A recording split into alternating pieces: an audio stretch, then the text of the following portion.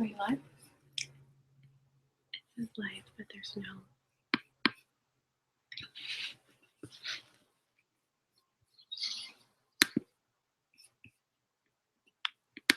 Namaste. Welcome to the Avita channel.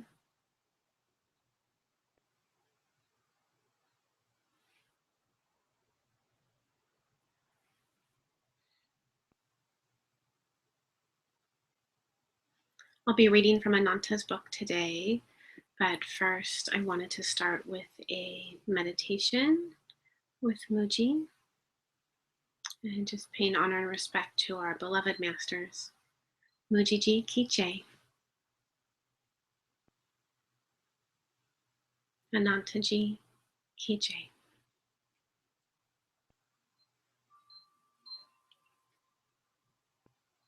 Okay, so it's about a 20-minute meditation.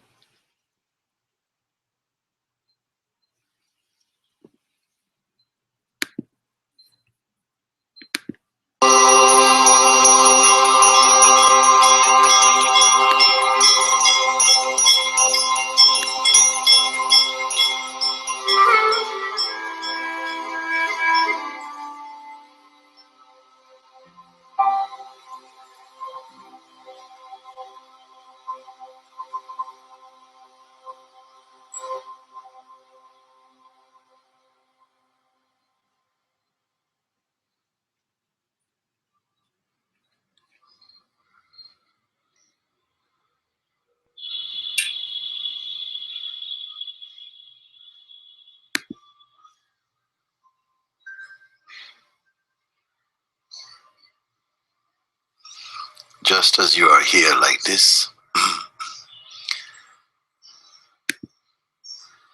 you are aware that your body is here.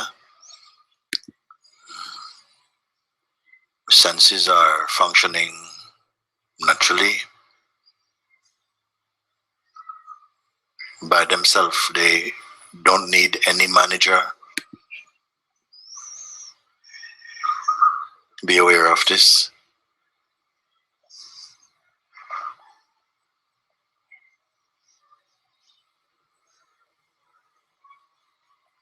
Just the sense of presence now. Just the sense of presence. You're here. I'm here. Nothing more, nothing less.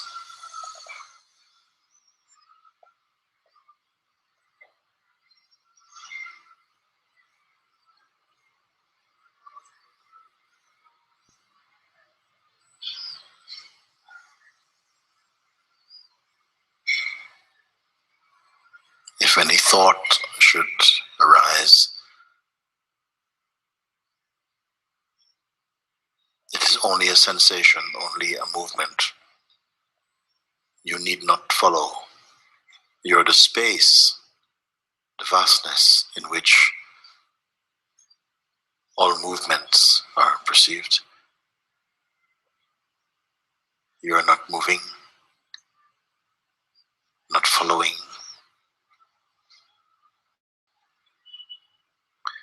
Just you are.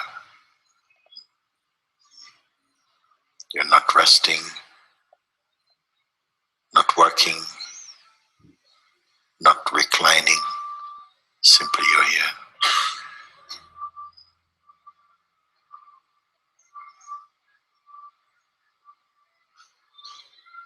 And notice you are not waiting for next sensation, next experience. This is not you.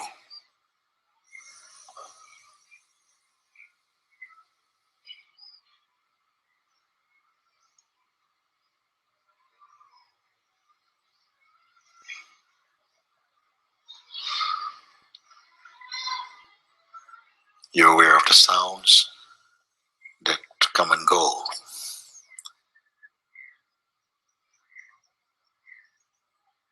There's nothing personal about them.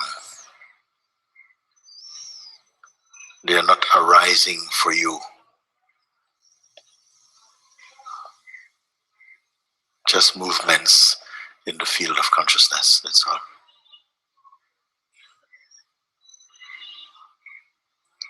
You are neither doing nor undoing, neither going nor coming.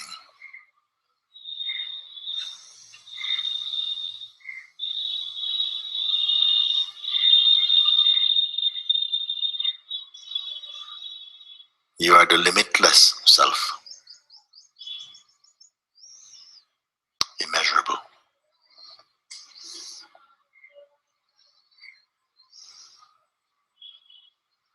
You did not begin to be this. There wasn't a starting point. There is no end.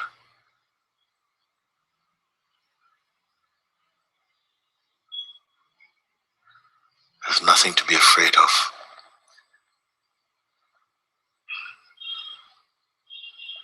There is no other.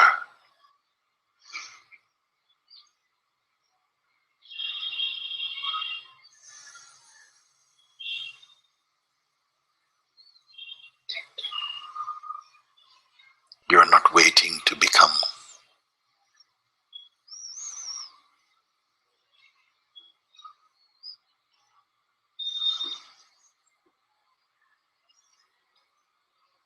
You are beyond shape,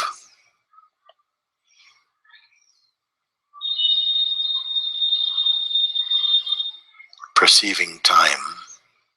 You are beyond time, perceiving forms. You are beyond form,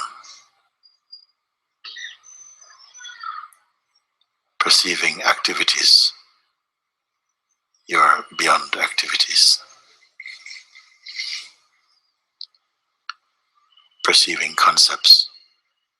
You are beyond concepts.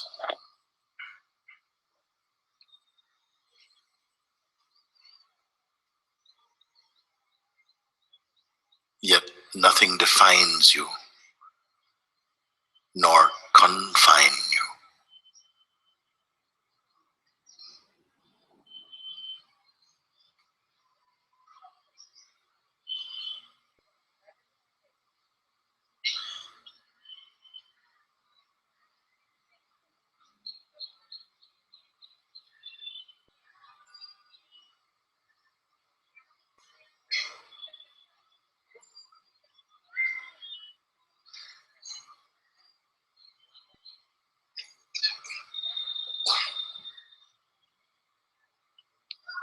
Do not hold on to any image. You're beyond image. Do not combine yourself with any form. You're not a teaching. You're not a student, not master, not high, not low. Beyond male, beyond female. Like the pure space of consciousness.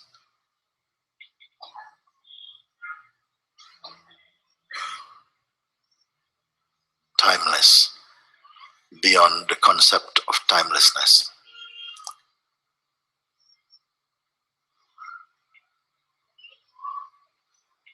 You're not imagining this. It is only being confirmed.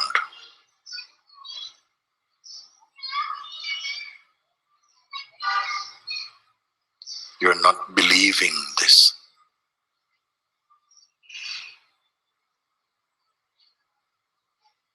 It is only being confirmed.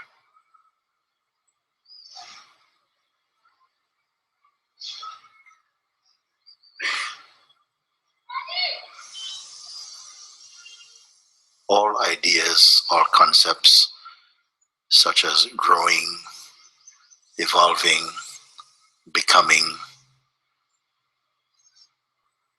all these are far, far from you.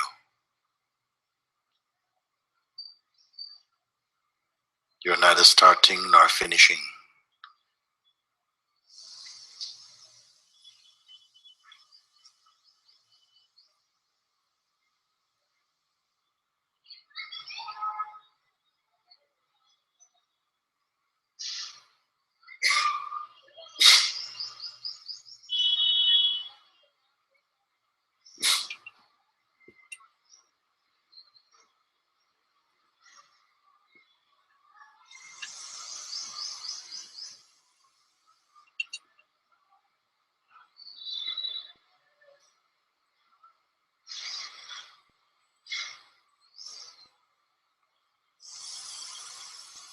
You're not delicate.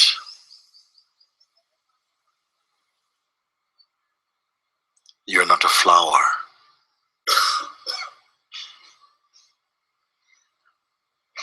You're not any shape.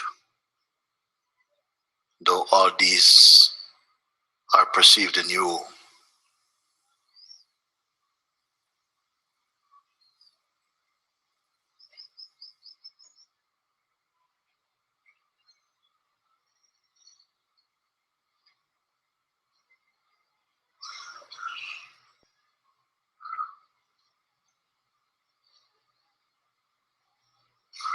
you have no boundary, no edge.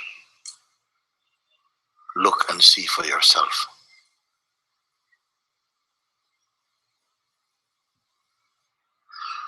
You need not imagine this.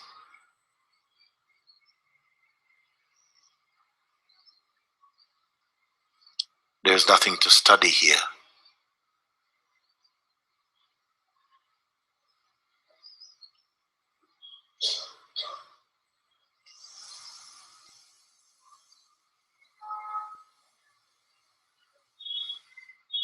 Feel that sense of completeness.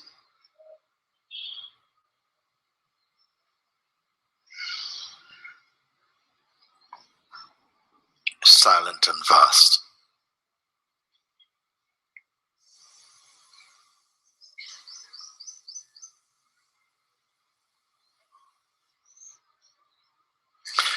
All questions, they come from the realm of the mind. This is not your concern now.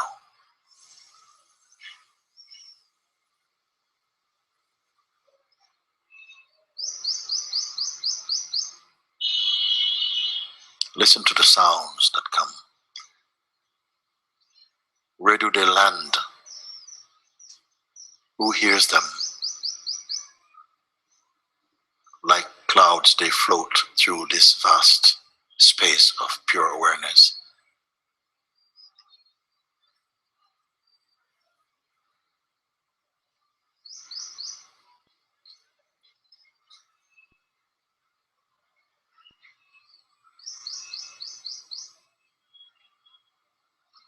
And again, you're not waiting. There's no need.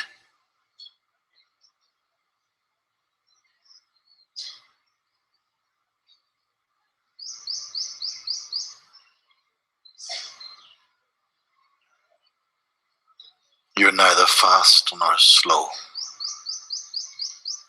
neither in nor out. Yet you totally are.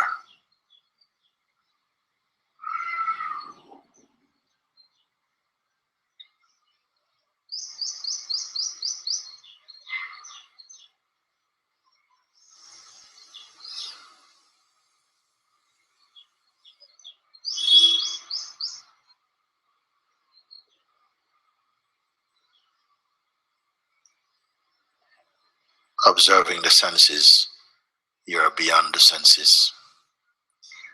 Observing thought, you are beyond thought. Observing mind, you are beyond mind. Observing sensations, you are beyond sensations. Observing time, you are beyond time. Observing change, you are beyond change.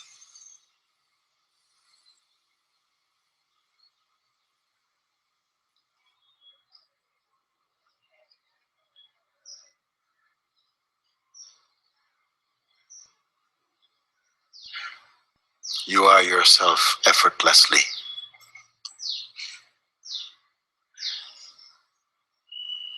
There is nothing of yourself to maintain.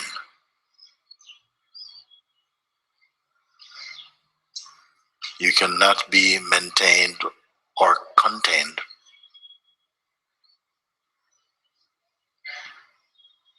You are not an object.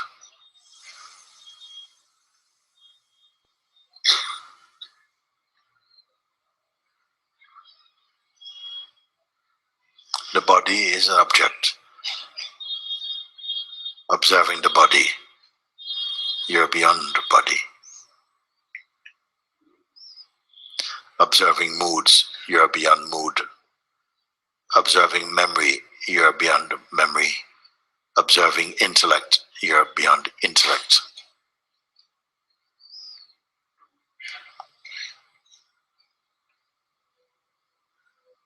Observing breath, you're beyond breath.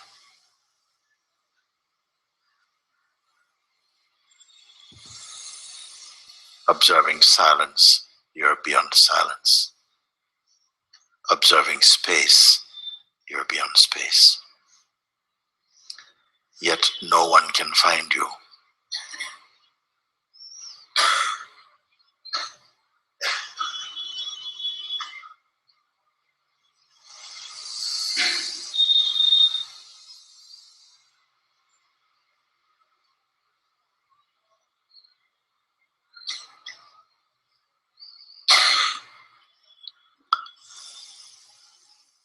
The functioning of perception arises spontaneously and is going on without your deliberate involvement. Notice this.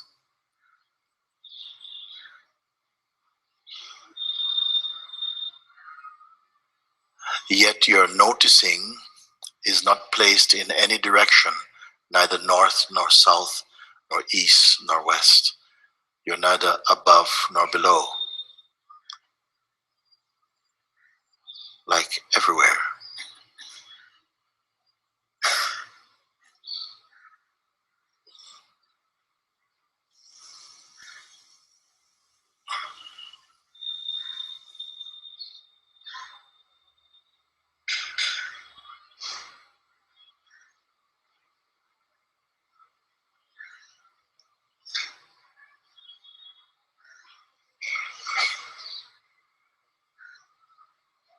In the space of your being, all manifest appearances, they appear, they arise, and dissolve in the infinite space of being.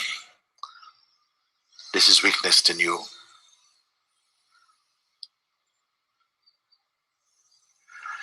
You have no color, nor shape, nor design.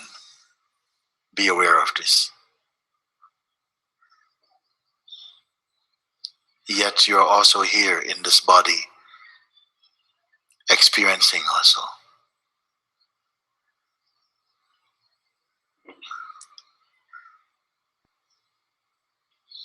You appear to be that which is changeful, and yet you're beyond change. Who can limit you?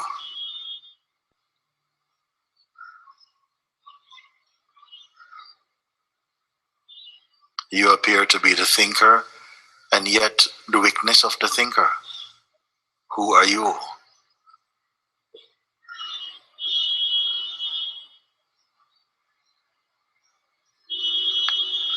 You are beyond height and width, weightless.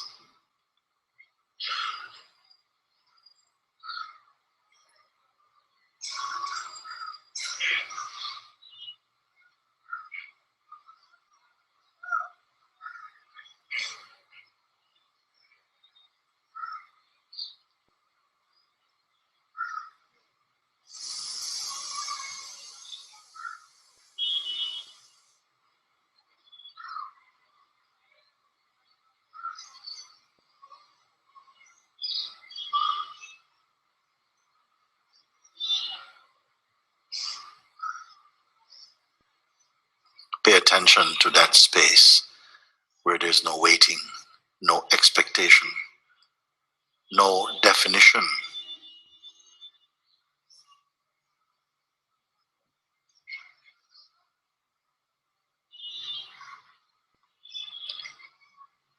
To define is to confine, yet you're vast and limitless.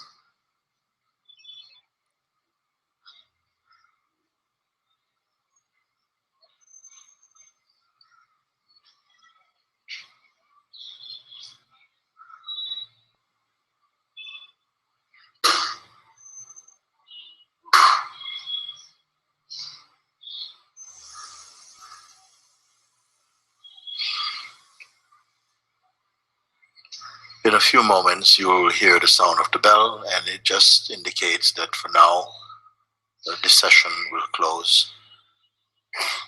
But eyes open, eyes closed will make no difference to your inner state. You did not create anything at all.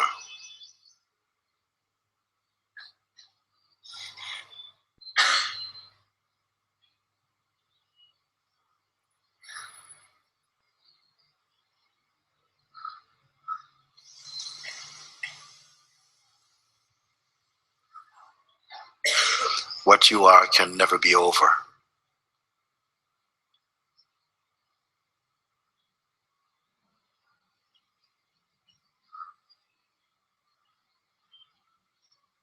But what you appear to be will change.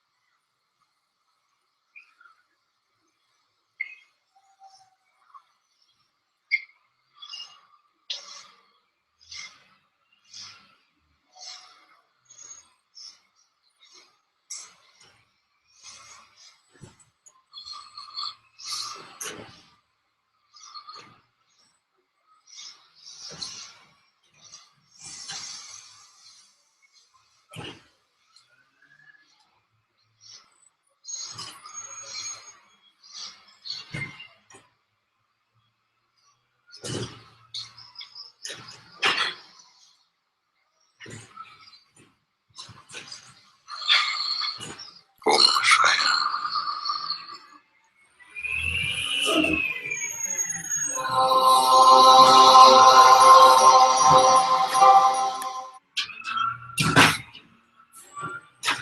Sorry, there's a little noise outside. That should be over in just a minute.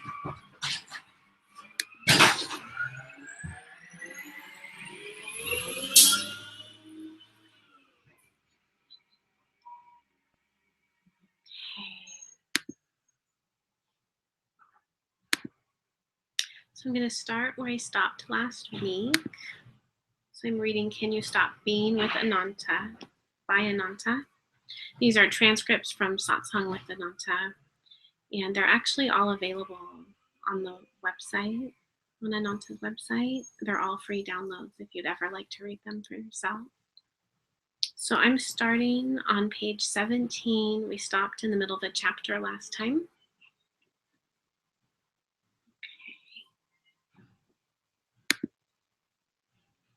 Namaste, Anandi.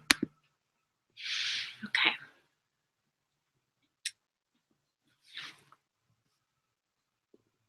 So this section is called, Are You a Witness Entity or Just Pure Witnessing?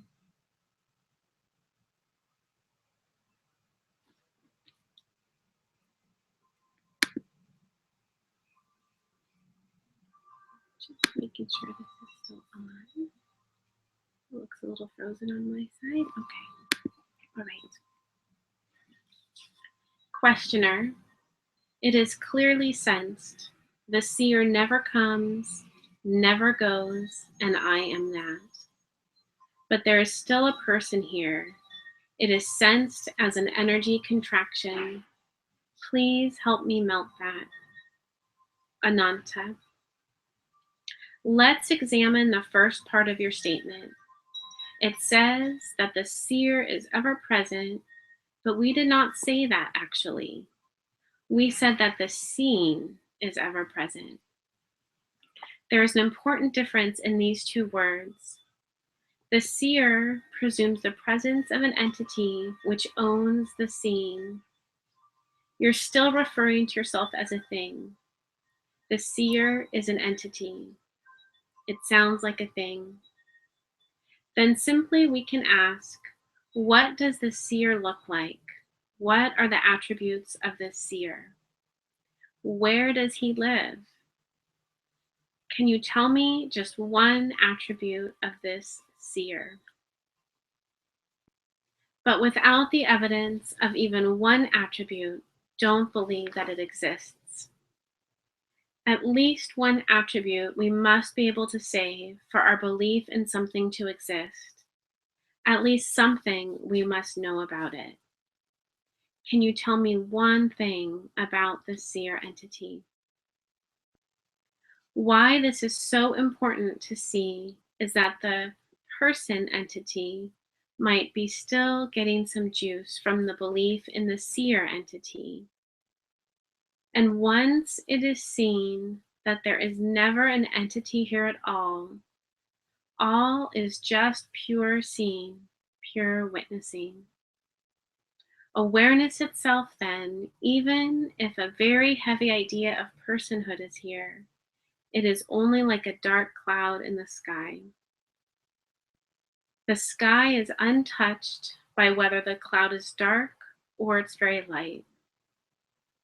In what way is the witnessing touched by the heaviness of the personhood or the lightness of being also? This contemplation will melt the person idea because it will not matter. Once it no longer matters, then you will find that no nourishment is going to it and it just dissolves with no expectations. The deep sleep state. Questioner. In deep sleep, who is reporting there was deep sleep? Ananta.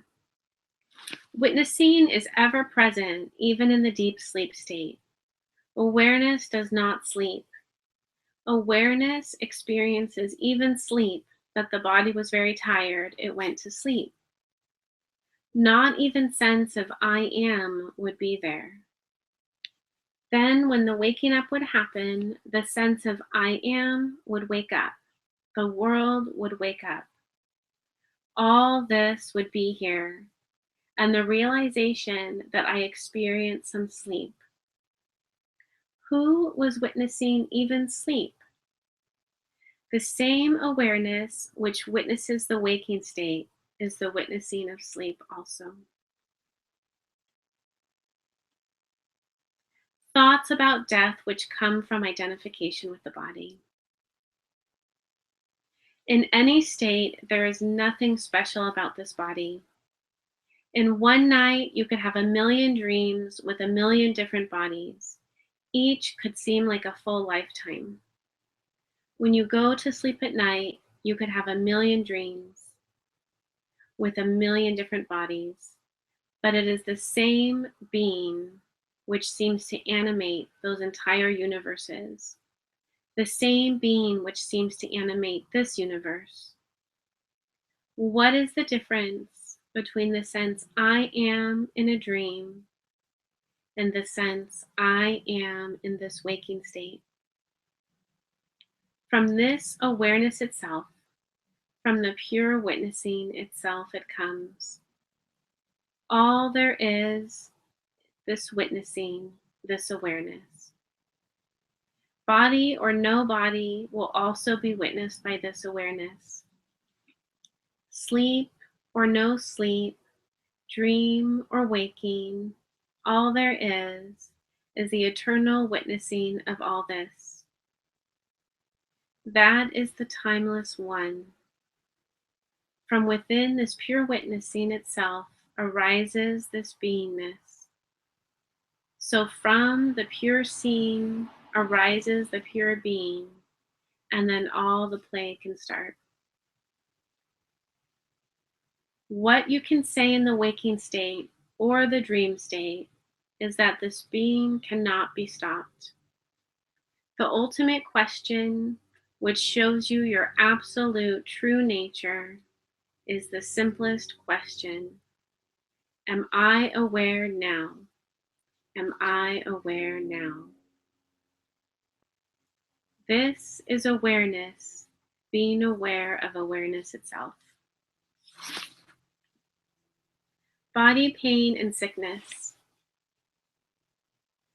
Total acceptance means not even a resistance to the pain which is arising. That is total acceptance, and we cannot fake it. We cannot use it as a band-aid. So when all resistance is dropped and there's openness to everything, then quickly it is seen that everything is dissolved. But if we do it as a band-aid, or with the sense of expectation that it should get dissolved, then it can persist. Because actually, that is not openness, it is resistance. We don't want something, therefore we are saying we want it to dissolve. Rather than that, just be ever open to all that is appearing with no fear in your heart. We trust in the Guru.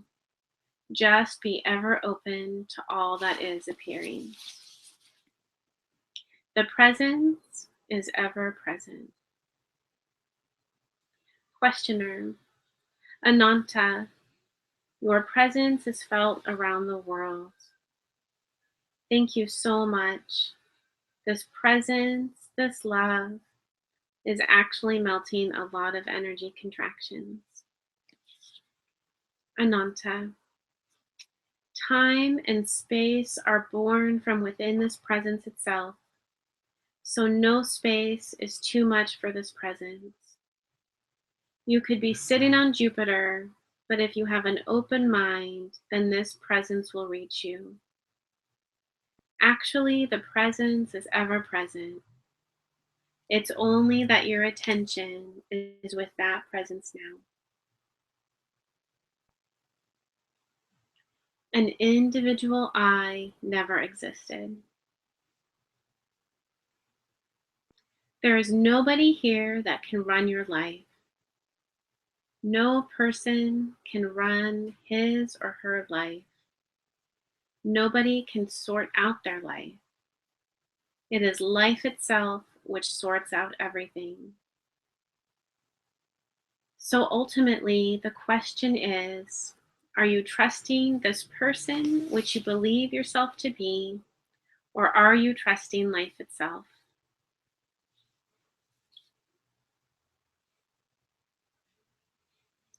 So many of us still trying to sort out the content of our life.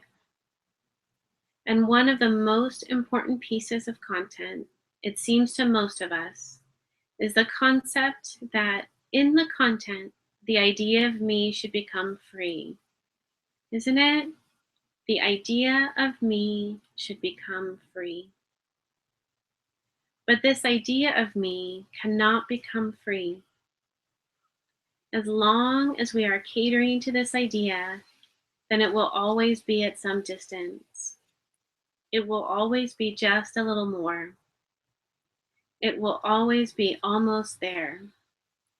Because an idea cannot be free. You cannot make an idea free, even with the most glorious concept of self-realization. An idea is always only an idea. Freedom is only freedom from this idea of me. If this is clear, then instantly freedom is here. I see so much seeming struggle still, where the concept that this individual me should get its freedom is not seen through. So right now we can see through this concept. There is no individual me. It is simple as that. There is no individual I. It just does not exist. If this one pointing is heard clearly, then there is actually nothing else to be heard. There is no individual I. It was only an idea.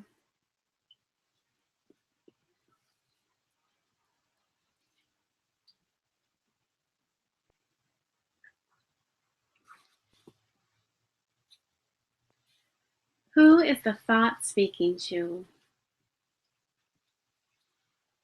This I just does not exist. Our thoughts are not speaking to anyone. They are speaking to the imaginary one. A simple inquiry is to just see, who is the thought speaking to? Wait for the next thought to arise. Try to find out, who is the thought speaking with? And you will see that there is nothing there for the thought to communicate with.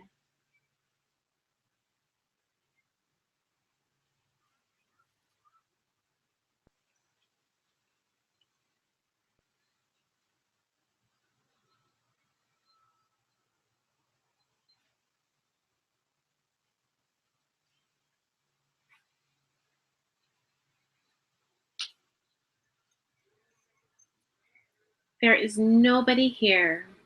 There is nobody here.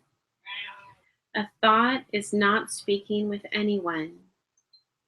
We are only imagining the one that we have conjured up out of our own ideas. That's why it's so simple just to stay in the right now. Because in the right now, the imagined one cannot function. The mind cannot be in the right now. The mind is always projecting into the future or taking something from the past. Ultimately, we are always only the self. So all that is happening is only a seeming.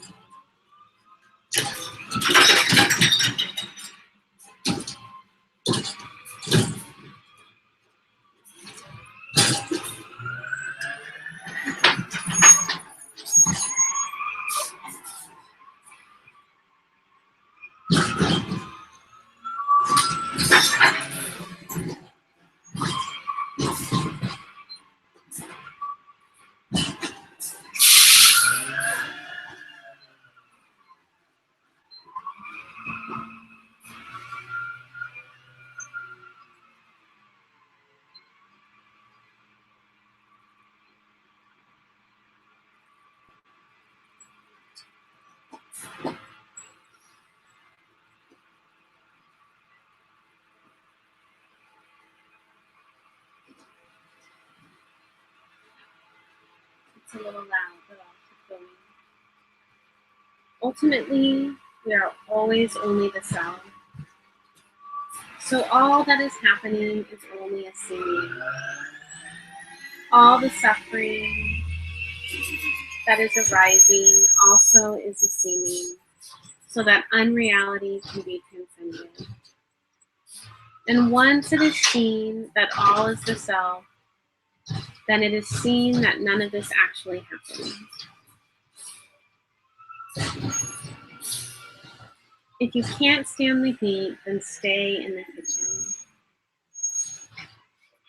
Once you get off your horse, then my head is also at your feet, because I am always in service to that which has let go of the ego. That is pure being itself, and I'm always only in service to that being itself. I am the voice of the being, which is serving only the being itself.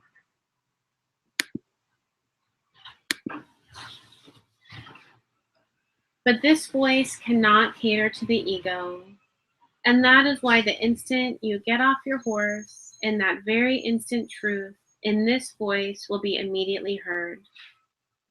But if you are looking for something personal, we are not here to cater to the ego. We are also not here to get you to any state. We are not here to give you any experience. We are just here to point to what you already are. If you want to see the truth, the regular, sober seeing of your own ever-present self, then that is available right here, right now. The entire world, all that you do, caters to your idea of me, caters to your idea of I. But here that is not possible. Satsang is to remove this thorn of misbelief in the ego. We are not here to make the thorn more comfortable. That is why all your buttons seem to get pressed in satsang. All the buttons that there are will seem to get pressed as you go along. It might be that in the first few satsangs you find it very, very blissful, peaceful, but suddenly this resistance starts to come up. That's why I say, if you can't stand the heat, then make sure you stay in the kitchen. Don't run just yet, because this heat is burning what is untrue. It is burning the untruth. The truth cannot be burnt. The resistance can be in any form. It can be that I have understood now, and hence I can stop being in satsang. It can be, I have understood now. It can be that this is the same stuff over and over. It can be boredom, it can be sleep. But until the master tells you it's okay not to come to satsang, until then we must be in satsang. As I have often said, the voice that is speaking through this mouth is not the person Ananta's voice. It is the voice of your own Satguru in your own heart.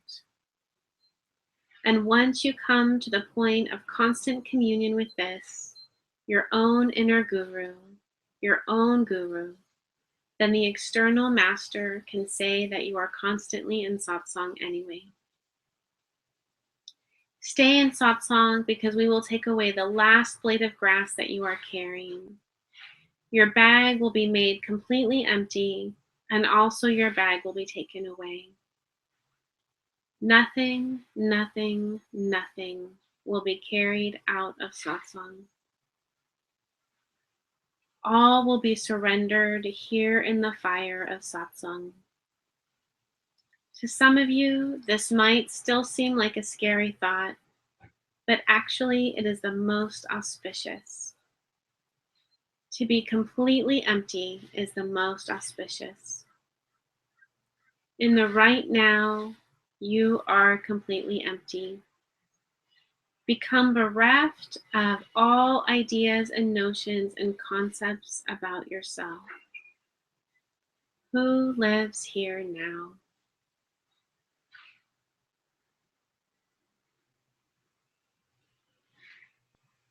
Even this idea, even the thrower of all ideas, even the surrenderer will be surrendered.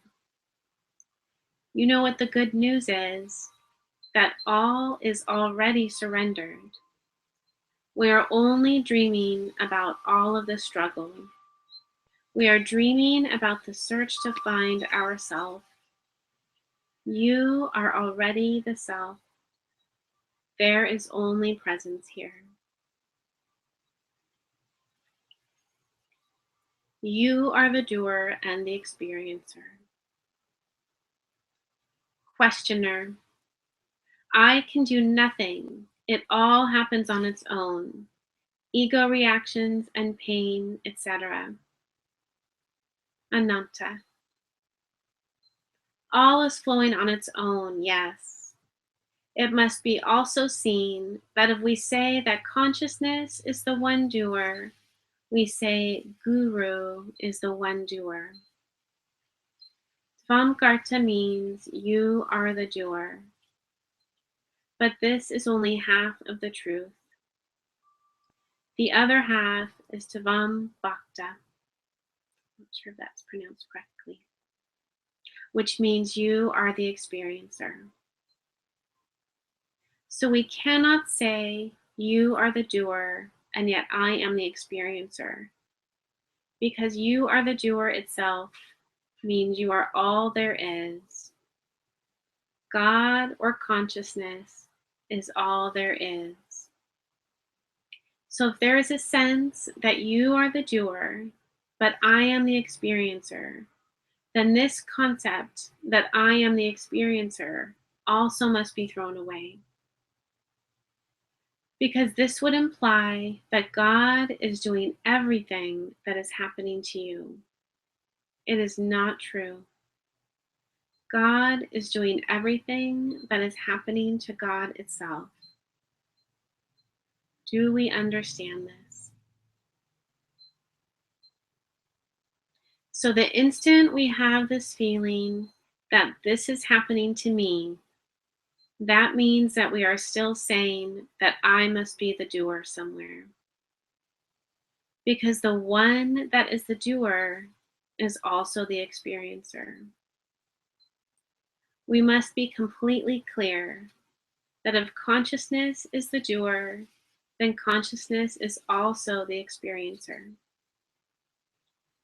Therefore, if some action is causing some suffering, then the action and the suffering both are God's alone, because the person just does not exist. That is why, if there is even a sense that something happened to me or through me, then even that concept can be thrown in the fire. That is the meaning of surrendering. It's like the beautiful story that the Master says, the beautiful story that Guruji shares. He says, someone came to Jesus and said, I believe, but help me overcome my disbelief. So that is like surrendering, isn't it? You are already in a surrendered state, yet it is auspicious to do the process of surrender. Momentary actions and reactions. These momentary reactions can come. Momentary actions and reactions can come, but I am ultimately untouched by it, is what the truth is. To get involved in the content as the doer or the experiencer is not true. That's the only learning in this. So just stay as the self, just stay as awareness itself, and you will see that all of this is just appearing and disappearing. Any appearance, any content says nothing about you. The interpreter is never speaking the truth, so don't buy any interpretation, no matter how true it sounds. All appearances are just appearances. Don't believe that they are speaking about you. Through all of this content which is appearing, you are also only the witnessing of it. But when these strong reactions come, everything seems to happen together. It is very good, actually, that all of this happens so that it can be exposed and seen that it is not me. It is seen that it is not you. Even the actions and reactions happening through the body, they are seen to be just a happening. They are seen to be just an appearance, isn't it? So isn't it very good that it appears?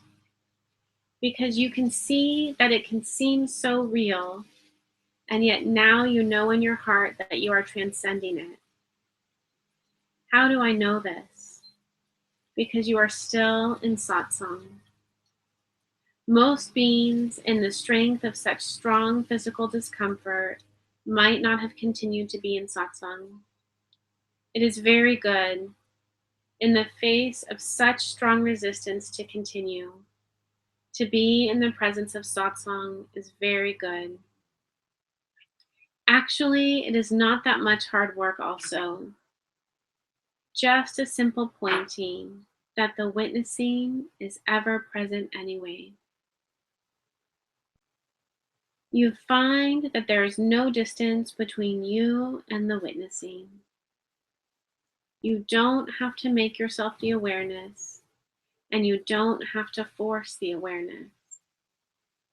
Can you stop witnessing? Can you stop being aware? No one can stop awareness. Therefore, be the awareness is only a simple pointing, which means don't become or don't pretend to be anything but the awareness. It's not that it is work to become the awareness. It actually means to let go of all effort of pretending to be something else, pretending to be a person. There's actually nothing we can do to become the awareness because we are already always the awareness alone.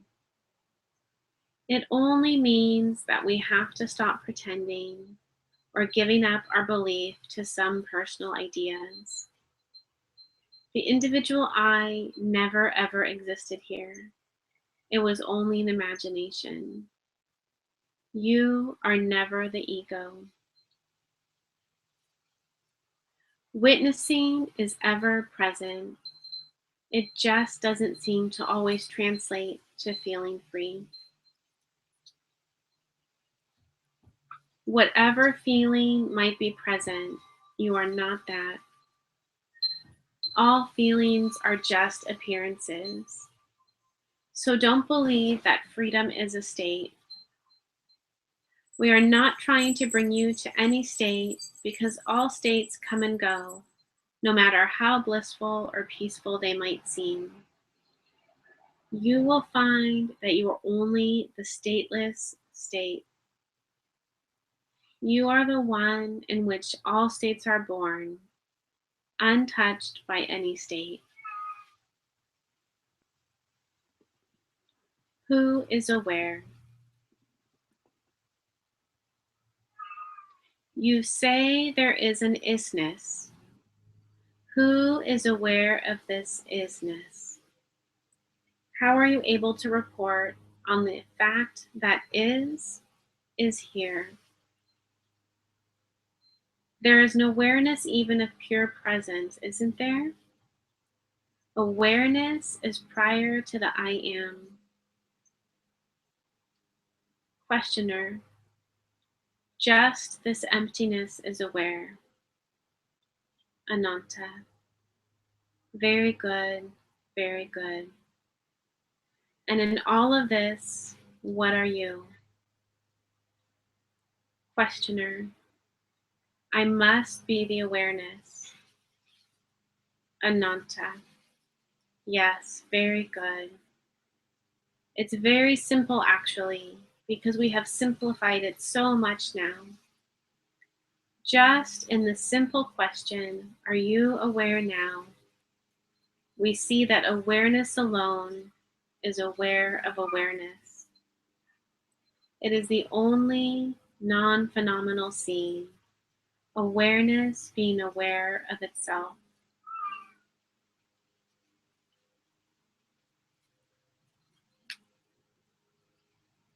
Spiritual identity is ego. Questioner, can you explain the difference between belief and trust? Ananta, let's look at this. Let's introspect and see what conclusions that we can draw. So when there's only awareness and attention is resting just with awareness, then the concept of belief does not even exist. Now, with the birth of the sense I am, or the birth of beingness itself, along with the birth of the phenomenal universe, there is also the birth of these forces called attention and belief. You see this? In deep sleep, there is no attention and there is no belief. But with the birth of consciousness itself, the forces of attention, belief, and identity all come into play. Very few beings have actually explored these because they are always taken for granted. But each of them have some qualitative differences. Let's look at belief first. What is belief? The thought could come, and first our attention goes to it. Without our attention, there is no belief possible, isn't it? First, it has to come to our attention. Whatever is believed, first the power of attention must go to it. But just because attention is going to it doesn't mean that it is automatically believed. Belief is a primal force. We have the power to say, yes, this is true, or this is for me, or this I accept. That is about belief. Now about trust. Trust actually means that we have followed something over some period of time and it seemed to have helped us. For example, you come to satsang and you hear just this phrase, let go of your next thought. You follow this for a while. There is a belief that is given to the words arising from here. Ananta points to himself, saying, yes, this I accept, or this must be true. Then we try them out and say, okay, let go of my next thought. Let go of my next thought. It's tried over a period of time, and it leads to a presence of peace, joy, happiness, makes us feel better, less stressed out. Then we say, yes, I trust Ananta because I followed what he had to say and it worked. So this would be the difference between belief and trust.